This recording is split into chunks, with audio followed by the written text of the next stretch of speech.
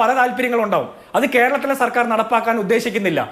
August 15 കേരളത്തിൽ സ്വാതന്ത്ര്യദിനം ആഘോഷിക്കപ്പെടുമ്പോൾ നമ്മൾ ദേശീയ ഗാനം ആലപിക്കും, ജനഗണമന ആലപിക്കും. തീരുമാനിച്ച് ഇറങ്ങിക്കഴിഞ്ഞു. മുന്നോട്ട് വെച്ച കാലം പിന്നോട്ട് എടുക്കുന്ന ചരിത്രം നാരായണില്ല. നമ്മൾ ഇവിടെ സമുചിതമായിട്ട് ഈ രാജ്യത്തിന്റെ ദേശാഭിമാനികളുടെ ചരിത്രം സ്മരിച്ചുകൊണ്ട് നമ്മൾ സ്വാതന്ത്ര്യദിനം ആചരിക്കും. അതാണ് അതിന്റെ കോമ്പിനേഷൻ. ബാക്കിയൊക്കെ അവരുടെ സ്വപ്നങ്ങളാണ്. അത് അവർ സ്വപ്നം കണ്ടോട്ടെ, നടക്കാൻ പോകുന്നില്ല. ഞാൻ താങ്കളിലേക്ക് തിരിച്ചു വരാം ഡോക്ടർ ജിൻഡോ ജോൺ. ഇത്ര വലിയ പാടാൻ പാടുള്ളൂ എന്ന് തീരുമാനിക്കുന്നത് കോൺഗ്രസ് ആണോ? അവർ പറയുന്ന ഇന്ത്യൻ നാഷണൽ കോൺഗ്രസ് ആണോ മുഴുവൻ ആലപിക്കേണ്ടതെന്ന് തീരുമാനിച്ചു? അവരുടെ ഒരു കമ്മിറ്റിയിൽ ഞാൻ അതായത് അവരുടെ സെഷനിലാണ് ഈ തീരുമാനം എടുക്കുന്നത്. അന്ന് രവീന്ദ്രനാഥ് ടാഗോർ അടക്കം, അതേപോലെ ഈ പറയുന്ന ജവഹർലാൽ നെഹ്റു അടക്കമുള്ള ആവശ്യത്തിൽ നിങ്ങൾ പരിശോധിച്ചോളൂ. ഞാൻ എന്റെ ഡേറ്റ മുഴുവൻ താങ്കളിപ്പോ പറഞ്ഞ തീരുമാനമെടുത്തത് സംഭവം പൊളിഞ്ഞായിരുന്നു. നീ വെച്ചേരെ എന്തോന്ന് പൊളിഞ്ഞു നീ വെച്ചേ.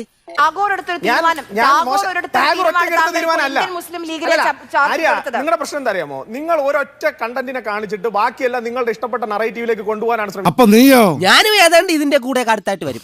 ദേശീയ ആദരിക്കുന്ന നേതാക്കൾ എടുത്ത നിലപാട് അല്ലെങ്കിൽ ഒറ്റയ്ക്ക് എടുത്ത നിലപാടാണോ? അല്ലല്ലോ. എന്താ ശരിയല്ല മാവാ? ശരിയല്ലെന്ന് എടോ, ശരിയല്ലെങ്കിൽ ശരിയെന്ന് പറയണോ? പിന്നെന്താ പ്രശ്നം? ഇന്നലെ വരെ കുഴപ്പമില്ല. കോൺഗ്രസിന്റെ എല്ലാ സെഷനുകളും തുടങ്ങുന്നത് വന്ദേ മാതരം ആലപിച്ചുകൊണ്ടാണ്. അല്ലേ? വന്ദേ മാതരം ആലപിച്ചുകൊണ്ടാണ് കോൺഗ്രസിന്റെ എല്ലാ സെഷനുകളും ആരംഭിക്കുന്നത്. കേരളത്തിൽ മാത്രമല്ല, എല്ലായിടത്തും. അതൊന്നും പറഞ്ഞ പറ്റില്ല. നമ്മുടെ ഭാരതം മതേതര രാജ്യമാണ്. മതേതര രാജ്യം അല്ലാതെ ദുർഗയിലും ശക്തിയിലും മാത്രമല്ല. ഇവിടെ അള്ളാഹുവിൽ വിശ്വസിക്കുന്ന മനുഷ്യരും ജീവിക്കുന്നുണ്ട്, ക്രിസ്തുവിൽ വിശ്വസിക്കുന്ന മനുഷ്യരും ജീവിക്കുന്നുണ്ട് ഈ നാട്ടിൽ. മനസ്സിലായവർക്ക് അതേപോലെ ശ്രദ്ധിക്കുന്നു. അവർക്കും ജീവിക്കണം. നിങ്ങൾ നാളൊരു ഉത്തരവിറക്കുകയാണ്. അല്ല, ഇത് നിർബന്ധമായും പാടണം. അതെങ്ങനെ ചെയ്യാൻ പറ്റും? ആര്യ വൈകാരികപ്പെടുമ്പോ ഞാൻ ചോദിക്കട്ടെ, ആര്യ 1905 ഈ നാട്ടിൽ അവന്റെ മാസ്റ്റർ പീസാണ്. അതിൽ കൈവെക്കാൻ ആരെയും അനുവദിക്കില്ല.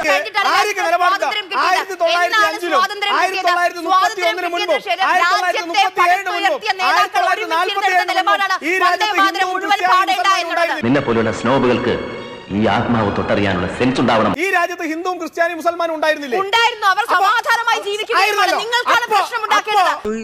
സ്വാതന്ത്ര്യം കിട്ടിയതിനു ശേഷം രാജ്യത്ത് വന്ദേ മാതരം പാടുന്നുണ്ട്, ഇതുവരെയും പാടുന്നുണ്ട്. പക്ഷെ നിങ്ങൾ പറയുന്ന പോലെ പാടാൻ പറ്റില്ല. എല്ലാ ഭാഗവും പാടണമെന്ന് എന്താണെന്ന് ഞാൻ പറഞ്ഞാലേ ആൽഫി ചേട്ടൻ വാലും പൊക്കിക്കൊണ്ട് ഓടും. രാജ്യത്ത് ഹിന്ദുക്കൾ മാത്രമല്ല, പ്രകീർത്തിക്കുന്നേ തുമി ദുർഗ, അതായത് അമ്മേ, ഈ ഭാരതാംബേ നീ ദുർഗയാകുന്നു എന്ന് പാടുന്നത് തെറ്റാണ്. അല്ല, എല്ലാ ക്ഷേത്രങ്ങളിലും നിന്റെ പ്രതിമകളാണ് ഞങ്ങൾ സ്ഥാപിക്കുന്നത്. ഞാൻ വായിച്ചുതരാലോ. ഇത്തിരി ശാസനയുടെ കുറവുണ്ട്. ഇപ്പൊ തന്നെ അത് ശരിയാക്കി തരാം. അമ്മേ, ഞങ്ങളുടെ കൈകളിലെ ശക്തി നീയാണ്, ഹൃദയത്തിലെ ഭക്തിയും നീയാണ്. എല്ലാ ക്ഷേത്രങ്ങളിലും നിന്റെ പ്രതിമകളാണ് ഞങ്ങൾ സ്ഥാപിക്കുന്നത്. നീ 10 ആയുധങ്ങൾ ധരിച്ച ദുർഗയാണ്. ഇസ്ലാം മതവിശ്വാസത്തിൽ എവിടെയാണ് ദുർഗയുള്ളത്? ഇസ്ലാം മതവിശ്വാസത്തിൽ എവിടെയാണ് ദുർഗയുള്ളത്? ഇവനെ പറഞ്ഞാൽ മനസ്സിലാവില്ല. ഇസ്ലാം മതവിശ്വാസത്തിൽ നന്ദു പറയൂ. നന്ദു ഒരു സുഹൃത്തുക്കളുണ്ടാകില്ലേ? നന്ദുവിന് മുസ്ലിം സുഹൃത്തുക്കളുണ്ടാകില്ലേ? പഠിച്ച കാലത്തെങ്കിലും ഒരാളെങ്കിലും ഉണ്ടാകില്ലേ? അവരോട് ചോദിക്കാം, വിശ്വസിക്കുന്നുണ്ടോ, വിശ്വസിക്കുന്നുണ്ടോ എന്ന് ചോദിക്കില്ലേ? കുറെ നേരമായല്ലോ മുതലാളിമാരെന്നും കേടിന്നും റൗഡിന്നും പറഞ്ഞ് വരട്ടാൻ തുടങ്ങിയിട്ട്. എവിടേക്ക് പോകണ്ട, ആയിരങ്ങളിലേക്കും 80കളിലേക്കും പോകണ്ട. നന്ദുവിന് ഒരു സുഹൃത്തുണ്ടാകില്ലേ? ഒരു മുസ്ലിം സുഹൃത്തെങ്കിലും ഉണ്ടാകില്ല. അവരോട് ചോദിക്കൂ, അവർ ദുർഗയിൽ വിശ്വസിക്കുന്നുണ്ടോ, ശക്തിയിൽ വിശ്വസിക്കുന്നുണ്ടോ എന്ന് ചോദിക്കൂ. മറുപടി ഈ നാട്ടിലെ ഹിന്ദുവിനും മുസൽമാനും ക്രിസ്ത്യാനിക്കും അല്ല ഇതിന് വിഷയം. ഈ നാട്ടിലെ സോക്കോൾഡ് ജിഹാദികൾക്ക്, വർഗീയവാദി, ഡെമോക്രാറ്റിക് റാസ്കൽ, ഈ നാട്ടിനെ രണ്ടാക്കി മുറിച്ച്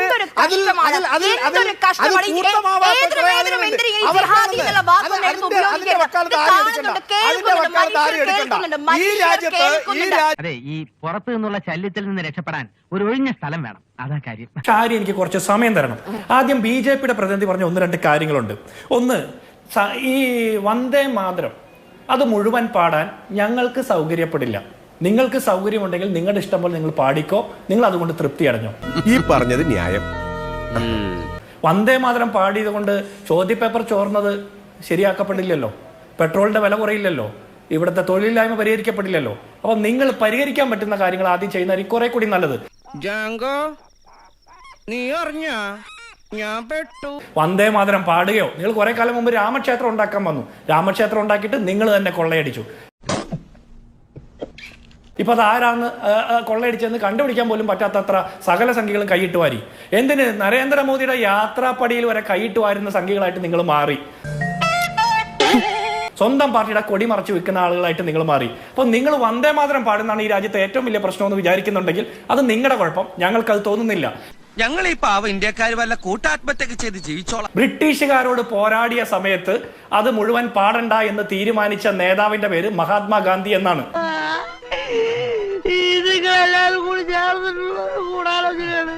അത് നിങ്ങൾക്ക് മനസ്സിലാകില്ല. ആ മഹാത്മാഗാന്ധിയെ വെടിവെച്ച് കൊന്നവരുടെ ചരിത്രം പേറുന്ന പിന്മുറക്കാരായിട്ടുള്ള നിങ്ങൾക്ക് ആ ചരിത്രത്തിൽ ഒന്നും അവകാശപ്പെടാനില്ല. ഗാന്ധി പറഞ്ഞതാണ് ഞങ്ങളുടെ രാഷ്ട്രീയം, നെഹ്റു പറഞ്ഞതാണ് ഞങ്ങളുടെ രാഷ്ട്രീയം.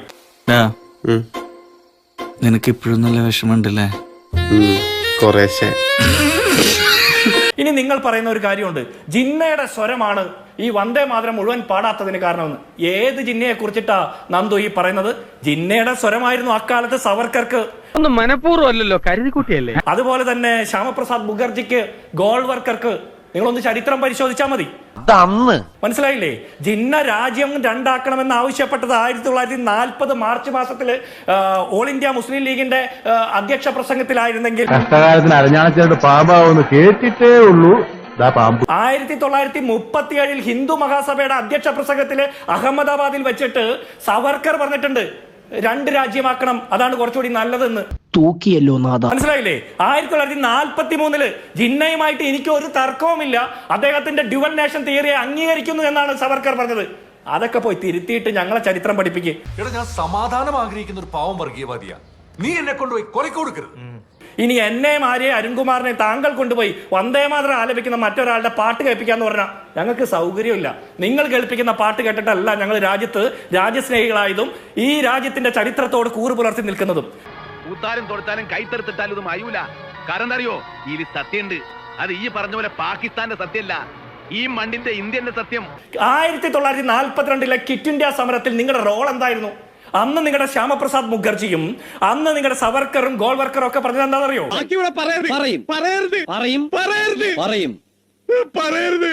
എന്താ? ബ്രിട്ടീഷുകാർക്കെതിരായിട്ടുള്ള പോരാട്ടത്തിൽ പങ്കുചേർന്ന നിങ്ങളുടെ കായിക ശേഷി നഷ്ടപ്പെടാതെ അവരോടൊപ്പം ചേർന്നുകൊണ്ട് ഇവിടുത്തെ മുസ്ലിങ്ങൾക്കെതിരെ, ആഭ്യന്തര ശത്രുക്കൾക്കെതിരെ പോരാടണമെന്നാണ് പറഞ്ഞത്.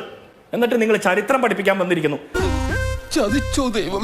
താങ്കൾ നേരത്തെ പറഞ്ഞ ഇന്ത്യൻ യൂണിയൻ മുസ്ലിം ലീഗ് എന്നാ. താങ്കൾക്ക് ചരിത്ര പഠനം കുറവാണ്. അവന് മനസ്സിലായി, എന്നിട്ടും തനിക്ക് മനസ്സിലായിട്ടില്ല. ഇന്ത്യൻ യൂണിയൻ മുസ്ലിം ലീഗ് എന്ന് പറഞ്ഞാൽ ജിന്നയുടെ നേതൃത്വത്തിൽ പാകിസ്ഥാൻ ഉണ്ടാക്കിപ്പോയ അഖിലേന്ത്യാ മുസ്ലിം ലീഗിന് പകരമായിട്ട് ഈ രാജ്യത്തോട് കൂറ് പുലർത്തിയ യഥാർത്ഥ രാജ്യസ്നേഹികളായിട്ടുള്ള മുസ്ലിങ്ങൾ ഈ രാജ്യത്തുണ്ടാക്കിയ സംഘടനയുടെ പേരാണ് ഇന്ത്യൻ യൂണിയൻ മുസ്ലിം ലീഗ്. ഞാൻ പറഞ്ഞല്ലോ, ഒരു അബദ്ധങ്ങളുടെ ഒരു ഘോഷയാത്ര തന്നെയാണല്ലോ നിന്റെ ജീവിതം. അത് നിങ്ങൾക്ക് 2 മാറിപ്പോകുന്ന എന്തുകൊണ്ടാണെന്നറിയോ? അന്ന് നിങ്ങൾ ഒളിവിലിരുന്ന് ബ്രിട്ടീഷുകാർക്ക് പാദസേവ ചെയ്യുന്ന തിരക്കിലായിരുന്നു. കാര്യങ്ങളൊക്കെ കൈവിട്ട് പോയല്ലോ.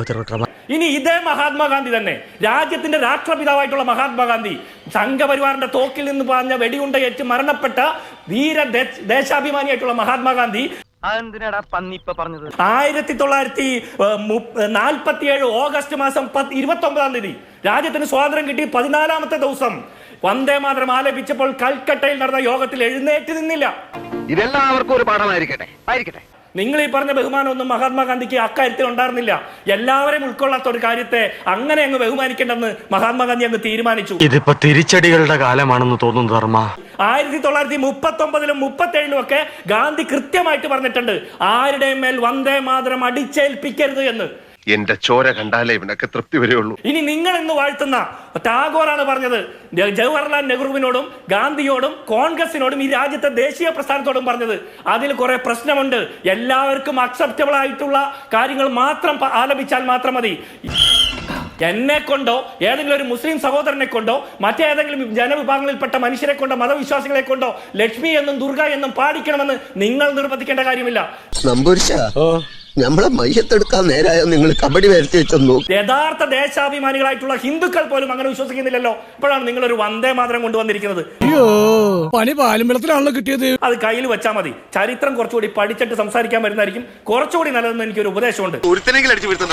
പട്ടിയെ പോലെ അവരെ തല്ലും കൊണ്ട് വന്നിരിക്കുക. ആ പേടിത്തുറമാരെ എന്നെ താഴെ നിർത്തിയാൽ എനിക്ക് ചെയ്യാൻ പറ്റുമോ? വായുവിൽ നിർത്തി വോളിബോൾ കളിയായിരുന്നില്ല.